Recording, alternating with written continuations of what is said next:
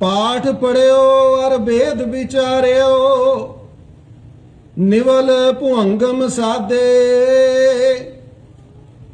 पंच जना स्यो संग ना छुटकियो, अधिक अहंग बुद्ध बाधे। पाठ पढ़ियो और वेद विचारियो, निवल भुअंगम साधे। पंच जना स्यो संग ना छुटकियो, अधिक अहंग बुद्ध बाधे। प्यारे निबिद मिलन न जाई, मैं किए कर्म अनेका। हार पर्यो स्वामी कै द्वारे, दीजा बुद्ध विवेका रहाओ। मौन भयो कर पाती रह्यो, नगन फिर्यो बन माही। तट तीरथ सब धरती भ्रम्यो, दुबदा छुटकै नाही। मन कामना तीरथ जाय बस्यो, सिर करवत तराए। मन की मैल न उतरै, एह बिद जे लख जतन कराए। कनिक कामनी हैवर गैवर, बहुविध दान दातारा। अन्न वस्त्र भूम गोर पै, नह मिलिए हर द्वारा। पूजा अर्चा बंधन डंडोत, खट कर्मा कर रहता। हाँ हाँ करत बंधन मैं परया, नह मिलिए एह जुगता। जोग सिद्ध आसन 84 ए भी कर रहया। वड्डी आरजा फिर जन्मै, हर स्यों संग न गया। राजलीला राजन की रचना, करया हुक्म अफारा। सेज सोहनी चंदन चोआ, नरक कोर का द्वारा। हर कीरत साध संगत है, सिर करमन कै कर्मा। कहो नानक तिस भयो प्रापत, जिस पुरब लिखे का लहना।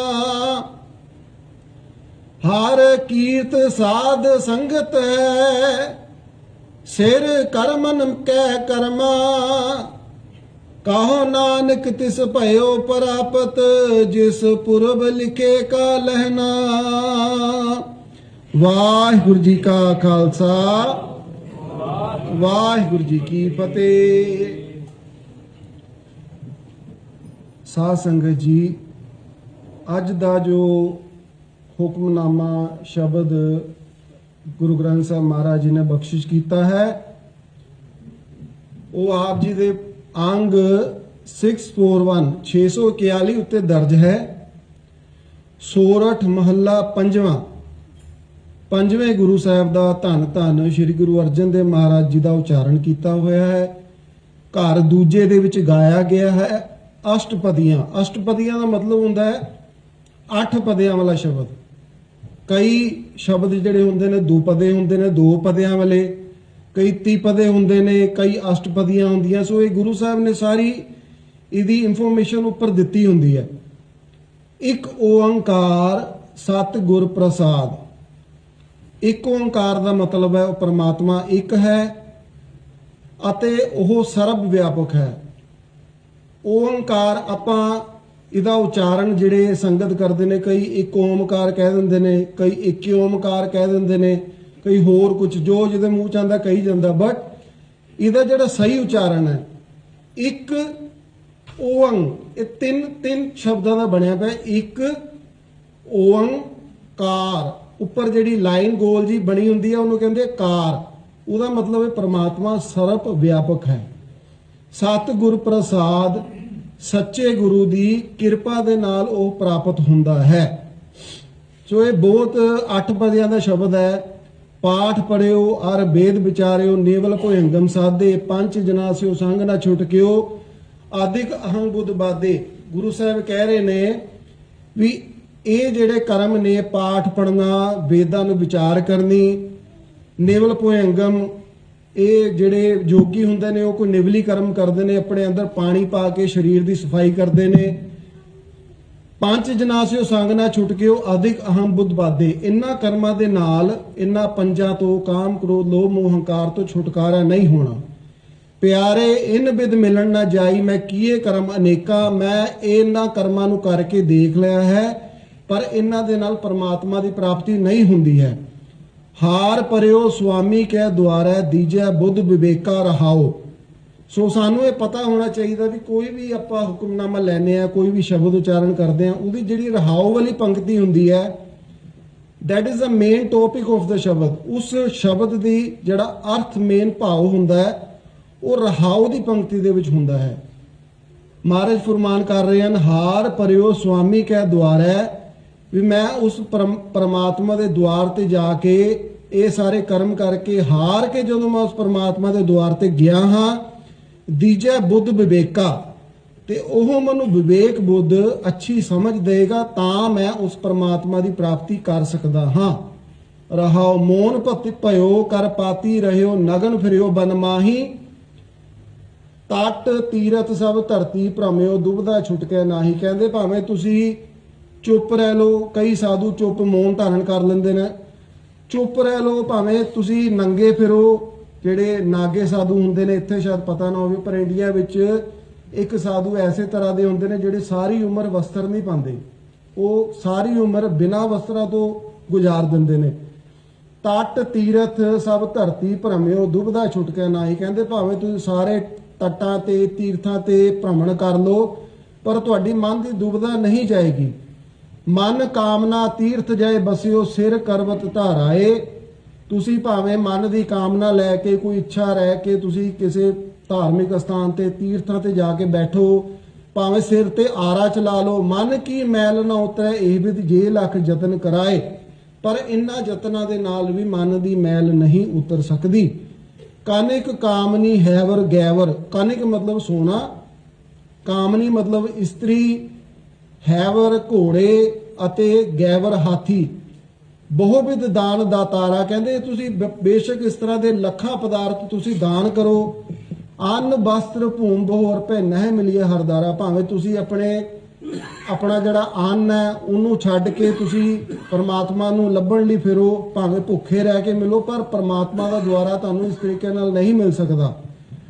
ਪੂਜਾ ਅਰਚਨਾ ਬੰਧਨ ਡੰਡੋਤ, ਖੱਟ ਕਰਮਾ ਕਰ ਰਹਿਤਾ ਹੋ ਕਰਤ, ਬੰਧਨ ਮੈਂ ਪਰਿਆ ਨੈ ਮਿਲਿਆ ਇਹ ਜੁਗਤਾ। ਕਹਿੰਦੇ ਇਹਨਾਂ ਕਰਮਾਂ ਦੇ ਨਾਲ ਅਸੀਂ ਹੋ ਮੈਂ ਕਰਦੇ ਹੋਰ ਇਹਨਾਂ ਬੰਧਨਾਂ ਦੇ ਵਿੱਚ ਫਸ ਜਾਂਦੇ ਹਾਂ।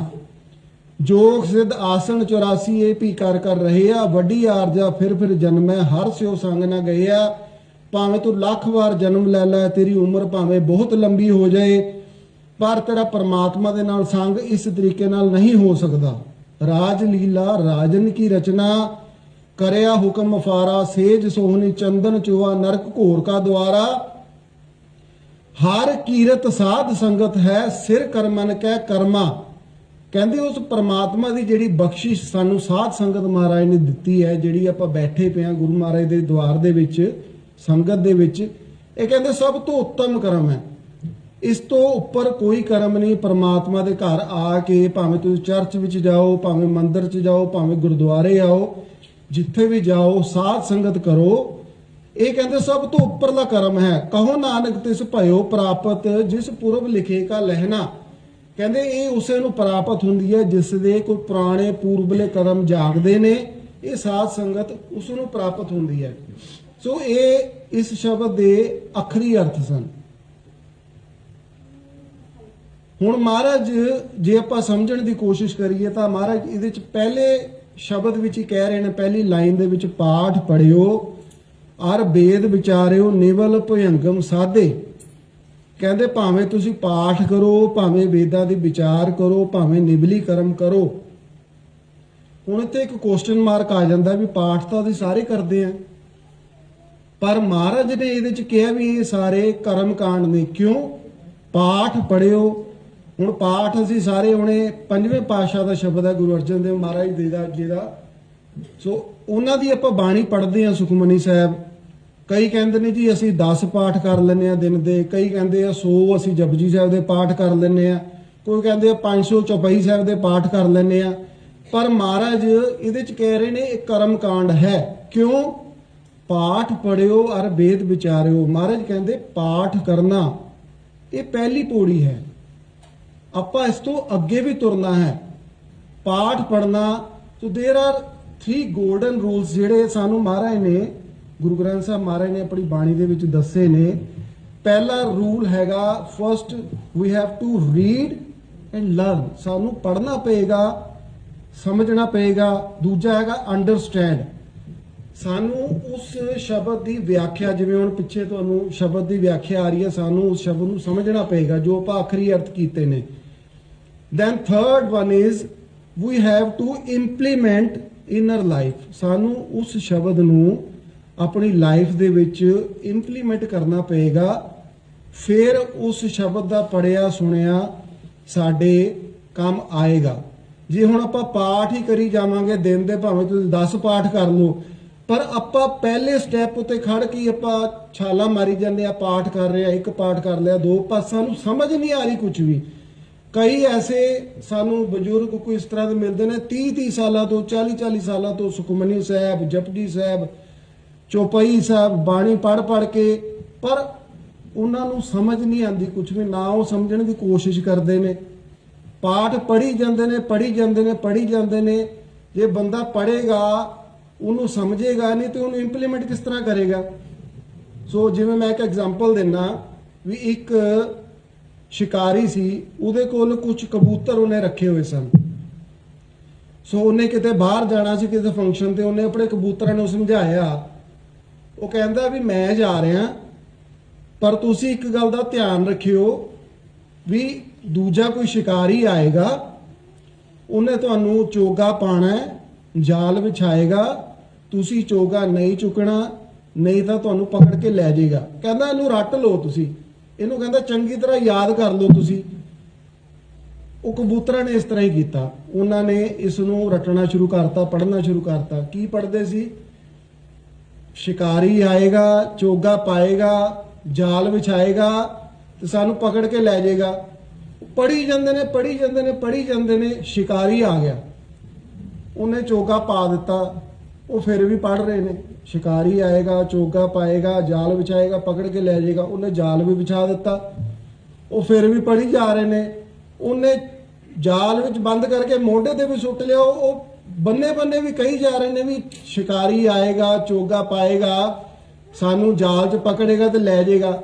ਸੋ ਇਹ ਜਿਹੜਾ ਤੋਤਾ ਰਟਨ ਹੈ, ਸਾਨੂੰ ਇਸ ਤੋਂ ਉੱਪਰ ਉੱਠ ਕੇ ਗੁਰਬਾਣੀ ਦੀ ਵਿਚਾਰ ਕਰਨ ਦੀ ਜ਼ਰੂਰਤ ਹੈ।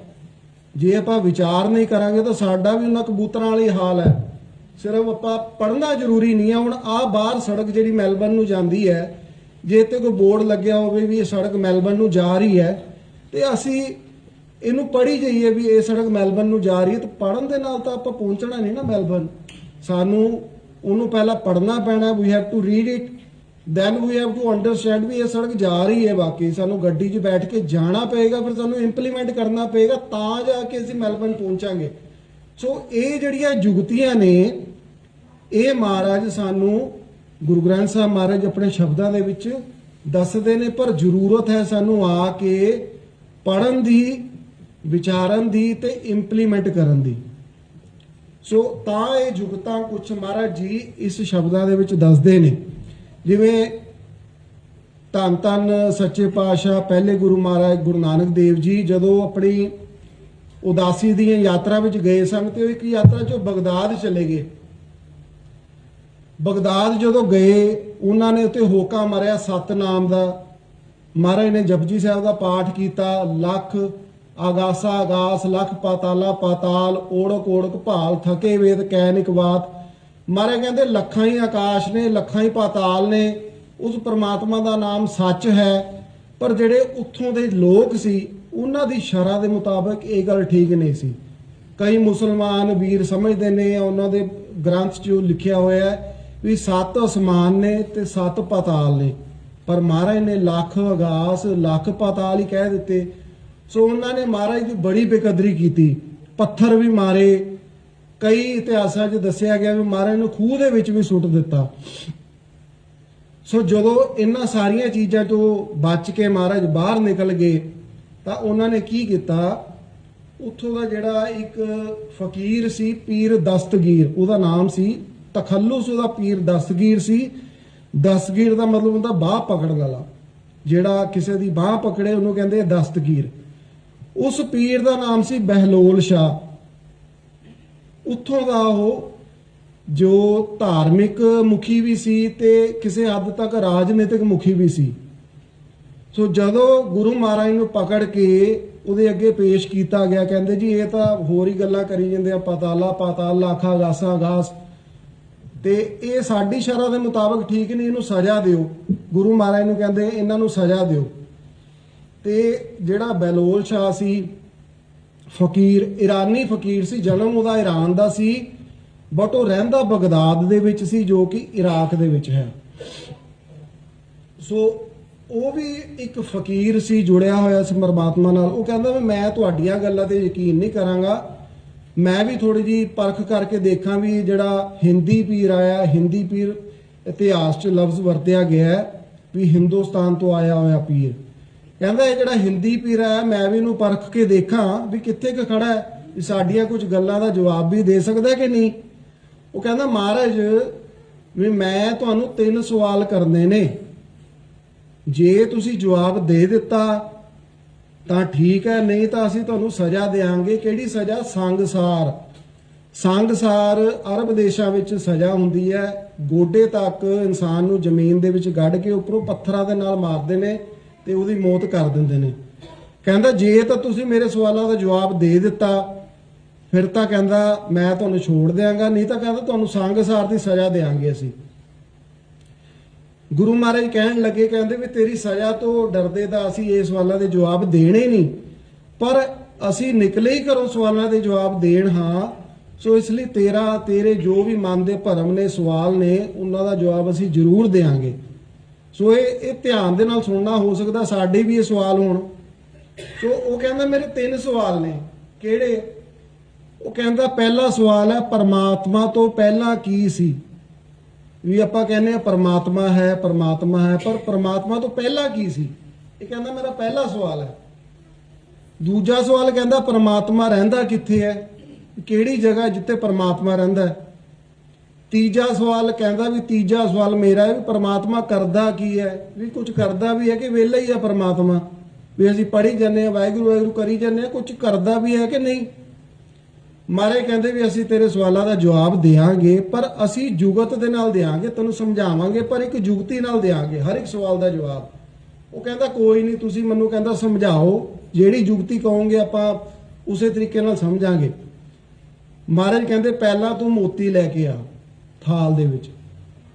ਹੁਣ ਉਹ ਸੋਚਣ ਲੱਗਾ, ਕਹਿੰਦਾ ਯਾਰ ਵੀ ਹਾਲੇ ਮੈਂ ਸਵਾਲਾਂ ਦੇ ਸਵਾਲ ਪੁੱਛੇ ਨੇ ਤੇ ਮੋਤੀ ਪਹਿਲਾਂ ਹੀ ਮੰਗੀ ਜਾਂਦੇ ਨੇ, ਇਨਾਮ ਪਹਿਲਾਂ ਹੀ ਮੰਗੀ ਜਾਂਦੇ ਨੇ। ਮਨ ਦੇ ਵਿੱਚ ਸੋਚਿਆ ਉਹਨੇ, ਪਰ ਉਹਨੇ ਕਿਹਾ ਚਲੋ ਕੋਈ ਨਹੀਂ, ਆਪਾਂ ਪਰਖ ਕਰਕੇ ਦੇਖਦੇ ਹਾਂ। ਉਹਨੇ ਥਾਲ ਦੇ ਵਿੱਚ ਮੋਤੀ ਮੰਗਾਏ, ਬਹੁਤ ਸਾਰੇ ਮੋਤੀ। ਕਹਿੰਦਾ ਲਓ ਮਹਾਰਾਜ ਅੱਗੇ ਰੱਖੀਏ। ਕਹਿੰਦਾ ਆ ਲਓ ਮੋਤੀ। ਮਹਾਰਾਜ ਕਹਿੰਦੇ ਹੁਣ ਇਹਨੂੰ ਗਿਣ, ਇਹਨੂੰ ਸਟਾਰਟਿੰਗ ਤੋਂ ਗਿਣ ਵੀ ਕਿੰਨੇ ਮੋਤੀ ਨੇ। ਉਹ ਕਹਿੰਦਾ ਇਹ ਵੀ ਕੋਈ ਕਹਿੰਦਾ ਕੰਮ ਹੈ, ਇਹ ਤਾਂ ਸੌਖਾ ਜਿਹਾ ਕੰਮ ਹੈ। ਕਹਿੰਦਾ ਮੈਂ ਗਿਣ ਲੈਣਾ ਹੁਣੇ। ਉਹਨੇ ਮੋਤੀ ਚੱਕਿਆ, 1 2। ਮਹਾਰਾਜ ਨੇ ਬਾਂਹ ਪਕੜ ਲਈ। ਮਹਾਰਾਜ ਕਹਿੰਦੇ ਰੁਕ ਜਾ, ਕਹਿੰਦੇ ਤੂੰ ਗਲਤ ਪੜ ਰਿਹਾ, ਗਲਤੀ ਕਰ ਰਿਹਾ, ਇੱਥੇ ਗਿਣਤੀ 'ਚ ਗਲਤੀ ਹੈ ਤੇਰੀ। ਉਹ ਕਹਿੰਦੇ ਨਹੀਂ ਜੀ ਗਿਣਤੀ ਮੈਂ ਸਹੀ ਕੀਤੀ ਹੈ, 1 ਤੋਂ ਬਾਅਦ 2 ਹੀ ਆਉਂਦਾ, ਸਟਾਰਟਿੰਗ 1 ਤੋਂ ਹੀ ਹੁੰਦੀ ਹੈ, 1 ਤੋਂ ਬਾਅਦ 2 ਹੀ ਹੈ। ਕਹਿੰਦੇ ਨਹੀਂ ਦੁਬਾਰਾ ਗਿਣ। ਕਹਿੰਦਾ ਚਲੋ ਦੁਬਾਰਾ ਗਿਣ ਲੈਂਦੇ ਆ, ਕੋਈ ਗੱਲ ਨਹੀਂ। ਕਹਿੰਦਾ 1 2 3। ਮਹਾਰਾਜ ਨੇ ਫਿਰ ਬਾਂਹ ਪਕੜ ਲਈ। ਮਹਾਰਾਜ ਕਹਿੰਦੇ ਰੁਕ ਜਾ, ਕਹਿੰਦੇ ਹੁਣ ਵੀ ਸਹੀ ਨਹੀਂ ਹੈ, ਕਹਿੰਦੇ ਸ਼ੁਰੂ ਤੋਂ ਪੜ। ਹੁਣ ਥੋੜਾ ਜਿਹਾ ਪਰੇਸ਼ਾਨ ਹੋ ਗਿਆ, ਔਖਾ ਹੋ ਗਿਆ, ਗੁੱਸੇ 'ਚ ਆ ਗਿਆ, ਕਿਉਂਕਿ ਇੱਕ ਦਸਤਗੀਰ ਸੀ, ਪੀਰਾਂ ਦਾ ਪੀਰ ਸੀ, ਉਹਦੇ ਅੱਗੇ ਚੇਲੇ ਚਾਪਟੇ ਸਾਰੇ ਬੈਠੇ ਨੇ, ਉਹਨਾਂ ਸਾਹਮਣੇ ਹੁਣ ਮਹਾਰਾਜ ਨੂੰ ਇਹ ਗੱਲ ਕਰ ਰਹੇ ਨੇ ਤੇ ਥੋੜੀ ਜਿਹੀ ਉਹਨੇ ਬੇਇੱਜ਼ਤੀ ਮਹਿਸੂਸ ਕੀਤੀ। ਥੋੜਾ ਜਿਹਾ ਗੁੱਸੇ ਜਾ ਕੇ ਕਹਿੰਦਾ ਮਹਾਰਾਜ ਹੁਣ ਮੈਂ ਜਿੱਥੋਂ ਗਲਤੀ ਹੋਵੇਗੀ ਨਾ ਮੇਰੀ, ਜਿੱਥੋਂ ਮੈਂ ਗਲਤ ਪੜ ਰਿਹਾ ਮੇਰੀ, ਉੱਥੇ ਹੀ ਬਾਹ ਪਕੜ ਲਿਓ। ਕਹਿੰਦਾ ਇਹ ਨਹੀਂ ਮੈਂ ਅੱਗੇ ਪੜੀ ਜਾਂਦਾ, ਤੁਸੀਂ ਕਹਿੰਦੇ ਗਲਤ ਹੈ। ਮਹਾਰਾਜ ਕਹਿੰਦੇ ਚੱਲ ਏਦਾਂ ਠੀਕ ਹੈ। ਉਹਨੇ 1 ਪੜਿਆ, ਮਹਾਰਾਜ ਨੇ ਉੱਥੇ ਹੀ ਬਾਂਹ ਪਕੜ ਲਈ। ਮਹਾਰਾਜ ਕਹਿੰਦੇ ਇੱਥੇ ਹੀ ਗਲਤੀ ਹੈ ਤੇਰੀ। ਉਹ ਕਹਿੰਦਾ ਕਿਉਂ ਆ ਭਰਮ ਭੁਲੇਖਿਆਂ 'ਚ ਪਾਈ ਜਾਂਦੇ ਹੋ, ਵੀ ਸਟਾਰਟਿੰਗ ਤਾਂ 1 ਤੋਂ ਹੀ ਹੁੰਦੀ ਹੈ। ਕਹਿੰਦੇ ਨਹੀਂ, ਇੱਕ ਤੋਂ ਪਹਿਲਾਂ ਕੀ ਹੈ, ਇੱਕ ਤੋਂ ਪਹਿਲਾਂ ਤੋਂ ਸ਼ੁਰੂ ਕਰ। ਉਹ ਕਹਿੰਦਾ ਇੱਕ ਤੋਂ ਪਹਿਲਾਂ ਕੁਝ ਵੀ ਨਹੀਂ। ਕਹਿੰਦੇ ਪਰਮਾਤਮਾ ਤੋਂ ਪਹਿਲਾਂ ਵੀ ਕੁਝ ਨਹੀਂ, ਇੱਕ ਤੋਂ ਹੀ, ਉਸ ਪਰਮਾਤਮਾ ਤੋਂ ਹੀ ਸਭ ਕੁਝ ਹੈ। ਇੱਕ ਤੋਂ ਹੀ 10 ਹੈ, ਇੱਕ ਤੋਂ ਹੀ 100 ਹੈ, ਇੱਕ ਤੋਂ ਹੀ 1000 ਹੈ, ਮਿਲੀਅਨ, ਬਿਲੀਅਨ, ਟ੍ਰਿਲੀਅਨ, ਇਹ ਸਾਰੇ ਇੱਕ ਤੋਂ ਹੀ ਸਟਾਰਟ ਹੁੰਦੇ ਨੇ, ਇੱਕ ਤੋਂ ਪਹਿਲਾਂ ਕੁਝ ਨਹੀਂ। ਸੋ ਉਹਨੂੰ ਥੋੜੀ ਜਿਹੀ ਸਮਝ ਆਈ ਗੱਲ ਦੀ। ਕਹਿੰਦਾ ਵੀ ਗੱਲ ਤਾਂ ਮਹਾਰਾਜ ਸਹੀ ਕਹਿ ਰਹੇ ਆ ਵੀ ਇੱਕ ਤੋਂ ਪਹਿਲਾਂ ਤਾਂ ਕੁਝ ਵੀ ਨਹੀਂ। ਜੇ ਪਰਮਾਤਮਾ ਤੋਂ ਪਹਿਲਾਂ ਕੁਝ ਨਹੀਂ, ਇੱਕ ਤੋਂ ਪਹਿਲਾਂ ਕੁਝ ਨਹੀਂ, ਤਾਂ ਮਤਲਬ ਪਰਮਾਤਮਾ ਤੋਂ ਪਹਿਲਾਂ ਵੀ ਕੁਝ ਨਹੀਂ।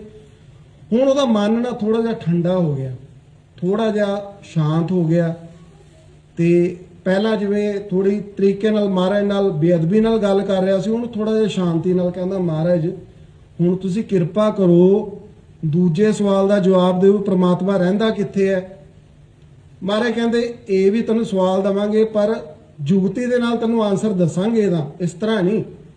ਉਹ ਕਹਿੰਦਾ ਕੋਈ ਗੱਲ ਨਹੀਂ। ਕਹਿੰਦੇ ਹੁਣ ਤੂੰ ਇਦਾਂ ਕਰ, ਤੂੰ ਦੁੱਧ ਦਾ ਬਾਟਾ ਮੰਗਾ। ਉਹ ਕਹਿੰਦਾ ਜੀ ਦੁੱਧ ਦਾ ਬਾਟਾ। ਕਹਿੰਦਾ ਵੀ ਵਿਚਾਰੇ ਕਾਫੀ ਦਿਨਾਂ ਤੋਂ ਤੁਰ ਕੇ ਆਏ ਨੇ, ਭੁੱਖੇ ਪੈਸੇ ਹੋਣਗੇ। ਵੀ ਮੈਂ ਸੁਣਿਆ ਵੀ ਹਿੰਦੀ ਪੀਰ, ਜਿਹੜੇ ਹਿੰਦੁਸਤਾਨ ਦੇ ਪੀਰ ਨੇ, ਦੁੱਧ ਨੂੰ ਬੜਾ ਪਸੰਦ ਕਰਦੇ ਨੇ, ਵੀ ਸ਼ਾਇਦ ਦੁੱਧ ਪੀਣਾ ਹੋਏਗਾ, ਕੋਈ ਗੱਲ ਨਹੀਂ ਦੁੱਧ ਪਿਲਾ ਦਿੰਨੇ ਆ। ਉਹ ਬਾਟਾ ਲੈ ਕੇ ਆਪਣੇ ਜਿਹੜੇ ਡਿਸੀਪਲ ਸੀ ਉਹਦੇ, ਉਹਨਾਂ ਨੂੰ ਕਹਿੰਦਾ ਬਾਟਾ ਦੁੱਧ ਦਾ ਲੈ ਕੇ ਆਓ। ਜਦੋਂ ਬਾਟਾ ਲੈ ਕੇ ਆਏ, ਮਹਾਰਾਜ ਕਹਿੰਦੇ ਵੀ ਇਸ ਬਾਟੇ 'ਚ ਕੁਝ ਹੈ। ਉਹ ਕਹਿੰਦਾ ਨਹੀਂ ਮਹਾਰਾਜ ਵੀ ਬਿਲਕੁਲ ਸ਼ੁੱਧ ਇਹ ਦੁੱਧ ਹੈ, ਵੀ ਤੁਸੀਂ ਪੀਰ ਪੈਗੰਬਰ ਹੋ, ਅਸੀਂ ਤੁਹਾਨੂੰ ਗਲਤ ਚੀਜ਼ ਨਹੀਂ ਦੇ ਸਕਦੇ, ਬਿਲਕੁਲ ਸ਼ੁੱਧ ਹੈ। ਉਹ ਕਹਿੰਦੇ ਨਹੀਂ ਇਸ ਵਿੱਚ ਕੁਝ ਹੈ। ਕਹਿੰਦਾ ਜੀ ਮੈਨੂੰ ਸਮਝ ਨਹੀਂ ਆ ਰਹੀ। ਉਹਨੇ ਜਿਹੜੇ ਆਪਣੇ ਨਾਲ ਡਿਸੀਪਲ ਸੀ, ਸਟੂਡੈਂਟ, ਕਹਿੰਦਾ ਵੀ ਕਿਤੇ ਮਿਲਾਇਆ ਤਾਂ ਨਹੀਂ ਕੁਝ, ਵੀ ਸਾਨੂੰ ਨਾ ਦਿਖਦਾ ਹੋਵੇ, ਇਹਨਾਂ ਨੂੰ ਦਿਖ ਗਿਆ ਹੋਵੇ। ਉਹ ਕਹਿੰਦੇ ਨਹੀਂ। ਉਹ ਕਹਿੰਦਾ ਨਹੀਂ ਮਹਾਰਾਜ ਬਿਲਕੁਲ ਸ਼ੁੱਧ ਆ, ਪਵਿੱਤਰ ਪਾਕ ਦੁੱਧ ਆ, ਬਿਲਕੁਲ ਨਹੀਂ। ਮਹਾਰਾਜ ਕਹਿੰਦੇ ਇਹਦੇ ਵਿੱਚ ਹੈ ਕੀ ਹੈ? ਕਹਿੰਦੇ ਇਹਦੇ ਵਿੱਚ ਘਿਓ ਹੈ। ਉਹ ਕਹਿੰਦਾ ਜੀ, ਕਹਿੰਦੇ ਇਸ ਗੱਲ ਨੂੰ ਮੰਨਦਾ ਵੀ ਇਹਦੇ 'ਚ ਘਿਓ ਹੈ? ਉਹ ਕਹਿੰਦਾ ਜੀ ਹਾਂ ਘਿਓ ਤਾਂ ਹੈ। ਕਹਿੰਦਾ ਇਹ ਤਾਂ ਮੈਂ ਮੰਨ ਲੈਂਦਾ ਵੀ ਇਹਦੇ 'ਚ ਘਿਓ ਹੈ। ਕਹਿੰਦੇ ਇਸੇ ਤਰ੍ਹਾਂ ਜਿਸ ਤਰੀਕੇ ਨਾਲ ਇਸ ਦੁੱਧ ਦੀ ਬੂੰਦ ਬੂੰਦ ਦੇ ਵਿੱਚ ਘਿਓ ਹੈ, ਪਰ ਸਾਨੂੰ ਦਿਖਦਾ ਨਹੀਂ, ਉਸੇ ਤਰ੍ਹਾਂ ਇਸ ਸੰਸਾਰ ਦੇ ਕਣ ਕਣ ਦੇ ਵਿੱਚ ਪਰਮਾਤਮਾ ਹੈ, ਪਰ ਸਾਨੂੰ ਦਿਖ ਨਹੀਂ ਰਿਹਾ। ਜਦੋਂ ਆਪਾਂ ਨੂੰ ਦੇਖਾਂਗੇ, ਪੜਾਂਗੇ, ਸਮਝਾਂਗੇ, ਵਿਚਾਰਾਂਗੇ, ਫਿਰ ਸਾਨੂੰ ਦਿਖੇਗਾ। ਉਸ ਤਰ੍ਹਾਂ ਦੁੱਧ ਵਿੱਚ ਘਿਓ ਵਾਂਗੂ ਰਮਿਆ ਹੋਇਆ ਹੈ, ਸਾਨੂੰ ਦਿਸੇਗਾ ਨਹੀਂ। ਸੋ ਇੱਕ ਜੁਗਤੀ ਇਹ ਹੈ ਵੀ ਜਦੋਂ ਆਪਾਂ ਕੋਈ ਸੰਸਾਰੀ ਕੰਮ ਕਰਦੇ ਆ, ਆਪਾਂ ਪਹਿਲੇ ਉਹਨੂੰ ਉਸ ਚੀਜ਼ ਨੂੰ ਯੂਜ਼ ਕਰਦੇ ਆ, ਫਿਰ ਭਰੋਸਾ ਕਰਦੇ ਆ। ਕੋਈ ਆਪਾਂ ਘਿਓ ਲੈ ਕੇ ਆਨੇ ਆ, ਸਾਨੂੰ ਨਹੀਂ ਪਤਾ ਵੀ ਘਿਓ ਕਿੱਦਾਂ ਦਾ, ਕੋਈ ਆਟਾ ਕਿੱਦਾਂ ਦਾ, ਅਸੀਂ ਉਹਨੂੰ ਯੂਜ਼ ਕਰਾਂਗੇ ਤਾਂ ਸਾਨੂੰ ਵਿਸ਼ਵਾਸ ਹੋਏਗਾ, ਭਰੋਸਾ ਹੋਏਗਾ ਵੀ ਠੀਕ ਹੈ। ਪਰ ਜਿਹੜਾ ਧਾਰਮਿਕ ਖੇਤਰ ਹੈ ਉਹਦੇ 'ਚ ਉਲਟਾ ਕੰਮ ਹੈ। ਉਹਦੇ 'ਚ ਪਹਿਲਾਂ ਭਰੋਸਾ ਕਰਨਾ ਪਏਗਾ, ਫਿਰ ਤੁਹਾਨੂੰ ਉਸ ਚੀਜ਼ ਦੀ ਪ੍ਰਾਪਤੀ ਹੋਗੀ। ਪਰਮਾਤਮਾ ਦਾ ਪਹਿਲਾਂ ਸਾਨੂੰ ਭਰੋਸਾ ਕਰਨਾ ਪਏਗਾ ਵੀ ਪਰਮਾਤਮਾ ਹੈ, ਉਹਨੂੰ ਪੜਾਂਗੇ, ਸਮਝਾਂਗੇ, ਫਿਰ ਉਹਦੀ ਦਾਤ ਪ੍ਰਾਪਤ ਹੋਏਗੀ। ਸੋ ਇਹ ਉਹਦੇ ਦੂਜੇ ਸਵਾਲ ਦਾ ਜਵਾਬ ਬੜਾ ਸੰਤੁਸ਼ਟ ਹੋ ਗਿਆ। ਉਹ ਕਹਿੰਦਾ ਮਹਾਰਾਜ ਕਿਰਪਾ ਕਰੋ, ਵੀ ਹੁਣ ਹੱਥ ਜੋੜ ਕੇ ਬੇਨਤੀ ਹੈ ਵੀ ਹੁਣ ਤੀਜੇ ਸਵਾਲ ਦਾ ਵੀ ਜਵਾਬ ਦੇ ਦਿਓ ਵੀ ਪ੍ਰਮਾਤਮਾ ਕਰਦਾ ਕੀ ਹੈ, ਉਹ ਉਸ ਗੱਲ ਦਾ ਜਵਾਬ ਦਿਓ। ਮਹਾਰਾਜ ਕਹਿੰਦੇ ਹੁਣ ਤੂੰ ਇਹ ਦੱਸ ਵੀ ਮੈਂ ਤੈਨੂੰ 2 ਸਵਾਲਾਂ ਦੇ ਜਵਾਬ ਦਿੱਤੇ ਨੇ, ਹੁਣ ਮੈਂ ਇੱਕ ਤਰੀਕੇ ਨਾਲ ਤੇਰਾ ਟੀਚਰ ਹੋ ਗਿਆ, ਤੇਰਾ ਗੁਰੂ ਹੋ ਗਿਆ, ਤੇ ਤੂੰ ਮੇਰਾ ਸਟੂਡੈਂਟ ਹੋ ਗਿਆ। ਉਹ ਕਹਿੰਦਾ ਠੀਕ ਹੈ ਜੀ, ਮੈਂ ਇਸ ਗੱਲ ਨੂੰ ਮੰਨਦਾ ਵੀ ਮੇਰੇ ਜੋ ਸਵਾਲ ਸੀ ਉਹਨਾਂ ਦੇ ਤੁਸੀਂ ਜਵਾਬ ਦੇ ਦਿੱਤੇ, ਵੀ ਮੈਂ ਤੁਹਾਡਾ ਮੁਰੀਦ ਹੋ ਗਿਆ, ਮੈਂ ਤੁਹਾਨੂੰ ਮੰਨ ਗਿਆ। ਫਿਰ ਕਹਿੰਦੇ ਜੇ ਮੰਨ ਗਿਆ ਤਾਂ ਤੂੰ ਉੱਪਰ ਬੈਠਾ ਹੈ ਗੱਦੀ ਉੱਤੇ, ਥੜੇ ਉੱਤੇ, ਮੈਂ ਕਹਿੰਦੇ ਥੱਲੇ ਖੜਾ ਜਿੱਥੇ ਮੁਜਰਮ ਖੜੇ ਹੁੰਦੇ ਆ। ਕਹਿੰਦੇ ਹੁਣ ਤੂੰ ਇਦਾਂ ਕਰ, ਤੂੰ ਥੱਲੇ ਆ ਜਾ, ਮੈਂ ਉੱਪਰ ਜਾਵਾਂਗਾ। ਕਹਿੰਦੇ ਗੁਰੂ ਉੱਪਰ ਬੈੰਦਾ ਤੇ ਚੇਲਾ ਥੱਲੇ ਪੈਂਦਾ।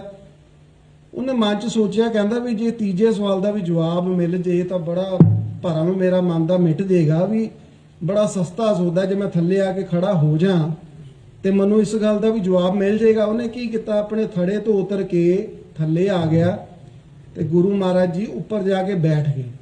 ਗੁਰੂ ਮਹਾਰਾਜ ਨੇ ਉੱਪਰ ਚੋਕੜਾ ਮਾਰਿਆ, ਅੱਖਾਂ ਬੰਦ ਕੀਤੀਆਂ ਤੇ 2 ਮਿੰਟ ਲਈ ਸ਼ਾਂਤ ਮੌਨ ਹੋ ਗਏ। ਹੁਣ ਉਹ ਦੇਖ ਰਿਹਾ ਵੀ ਮਹਾਰਾਜ ਜਵਾਬ ਕਦੋਂ ਦੇਣਗੇ ਤੀਜੇ ਸਵਾਲ ਦਾ। ਜਦੋਂ 5-10 ਮਿੰਟ ਮਹਾਰਾਜ ਬੈਠੇ ਰਹੇ, ਉਹਨੇ ਵੀ ਕੁਝ ਨਹੀਂ ਕਿਹਾ, ਮਹਾਰਾਜ ਨੇ ਵੀ ਕੁਝ ਨਹੀਂ ਕਿਹਾ। ਫਿਰ ਉਹ ਬੋਲਿਆ, ਕਹਿੰਦਾ ਮਹਾਰਾਜ ਤੁਸੀਂ ਤੀਜੇ ਸਵਾਲ ਦਾ ਜਵਾਬ ਤਾਂ ਮੇਰਾ ਦਿੱਤਾ ਨਹੀਂ, ਵੀ ਪ੍ਰਮਾਤਮਾ ਕਰਦਾ ਕੀ ਹੈ। ਕਹਿੰਦੇ ਤੈਨੂੰ ਸਮਝ ਨਹੀਂ ਆਈ ਹਲੇ। ਕਹਿੰਦਾ ਨਹੀਂ ਜੀ। ਕਹਿੰਦੇ ਇਹੀ ਕਰਦਾ ਪ੍ਰਮਾਤਮਾ, ਨੀਚੇ ਊਚ ਕਰੇ ਮੇਰਾ ਗੋਬਿੰਦ, ਭਿਖਾਰੀ ਤੇ ਰਾਜ ਕਰਾਵੇ ਕਾਹੂ, ਭਿਖਾਰੀ ਤੇ ਰਾਜ ਕਰਾਵੇ ਰਾਜਾ ਤੇ ਭਿਖਾਰੀ। ਕਹਿੰਦੇ ਜਿਹੜਾ ਭਿਖਾਰੀ ਹੁੰਦਾ ਹੈ ਉਹਨੂੰ ਰਾਜ ਕਰਾ ਦਿੰਦਾ ਹੈ, ਤੇ ਜਿਹੜਾ ਰਾਜਾ ਹੁੰਦਾ ਉਹਨੂੰ ਭਿਖਾਰੀ ਕਰਾ ਦਿੰਦਾ ਹੈ। ਜਿਹੜਾ ਨੀਚੇ ਹੁੰਦਾ ਉਹਨੂੰ ਉੱਪਰ ਕਰ ਦਿੰਦਾ ਹੈ, ਤੇ ਜਿਹੜਾ ਉੱਪਰ ਬੈਠਾ ਹੁੰਦਾ ਉਹਨੂੰ ਥੱਲੇ ਕਰ ਦਿੰਦਾ ਹੈ। ਕਹਿੰਦੇ ਇਹੀ ਸਤਿ ਸ੍ਰੀ ਅਕਾਲ। ਕਹਿੰਦੇ ਇਹੀ ਉਹਦਾ ਕੰਮ ਹੈ ਵੀ ਉਹ ਇਹਨਾਂ ਚੀਜ਼ਾਂ ਦੀ ਪ੍ਰਾਪਤੀ, ਜਿਹੜੇ ਬੰਦੇ ਉਹਨੂੰ ਸਵਾਲ ਪੁੱਛਦੇ ਨੇ ਮਨ ਬਿਰਤੀ ਇਕਾਗਰ ਕਰਕੇ, ਸੋ ਉਹ ਪ੍ਰਮਾਤਮਾ ਉਹਨਾਂ ਦੇ ਸਵਾਲਾਂ ਦਾ ਜਵਾਬ ਦਿੰਦਾ ਹੈ। ਸੋ ਅਸੀਂ ਵੀ ਜਦੋਂ ਮਹਾਰਾਜ ਨੂੰ, ਗੁਰੂ ਗ੍ਰੰਥ ਸਾਹਿਬ ਮਹਾਰਾਜ ਜੀ ਨੂੰ ਪੜ੍ਹਦੇ ਹਾਂ ਤਾਂ ਸਾਨੂੰ ਵੀ ਸਾਡੇ ਸਵਾਲਾਂ ਦੇ ਜਵਾਬ ਮਿਲਦੇ ਨੇ। ਜਿਵੇਂ ਅੱਜ ਬੜਾ ਸੋਹਣਾ ਸ਼ਬਦ ਆਇਆ, ਪਾਠ ਪੜਿਓ ਔਰ ਵੇਦ ਵਿਚਾਰਿਓ। ਸਿਰਫ ਪਾਠ ਕਰਨ ਦੇ ਨਾਲ, ਤੋਤਾ ਰਟਣ ਦੇ ਨਾਲ ਉਸ ਪਰਮਾਤਮਾ ਦੀ ਪ੍ਰਾਪਤੀ ਨਹੀਂ ਹੋਏਗੀ। ਸਾਨੂੰ ਪਾਠ ਕਰਨ ਦੇ ਨਾਲ ਉਸ ਨੂੰ ਸਮਝਣਾ ਪਏਗਾ, ਵਿਚਾਰਨਾ ਪਏਗਾ, ਫਿਰ ਉਸ ਨੂੰ ਆਪਣੀ ਜ਼ਿੰਦਗੀ ਦੇ ਵਿੱਚ ਧਾਰਨਾ ਪਏਗਾ, ਤਾਂ ਹੀ ਸਾਨੂੰ ਉਸ ਪਰਮਾਤਮਾ ਦੀ ਪ੍ਰਾਪਤੀ ਹੋਏਗੀ। ਸੋ ਇੰਨੇ ਕੁ ਬਚਨ ਪ੍ਰਵਾਨ ਕਰਨੇ। ਮਹਾਰਾਜ ਕਿਰਪਾ ਕਰਨ, ਸਾਡੇ ਜੀਵਨ ਦੀ ਦੁਬਿਧਾ ਜੋ ਹੈ, ਸਾਡੇ ਮਨ ਦੀਆਂ ਦੁਬਿਧਾਵਾਂ, ਉਹਨਾਂ ਦਾ ਮਹਾਰਾਜ ਨਿਵਾਰਨ ਕਰਨ। ਸੋ ਇੰਨੀਆਂ ਕੁ ਬੇਨਤੀਆਂ ਪ੍ਰਵਾਨ ਕਰਨੀਆਂ। ਵਾਹਿਗੁਰੂ ਜੀ ਕਾ ਖਾਲਸਾ, ਵਾਹਿਗੁਰੂ ਜੀ ਕੀ ਫਤਿਹ।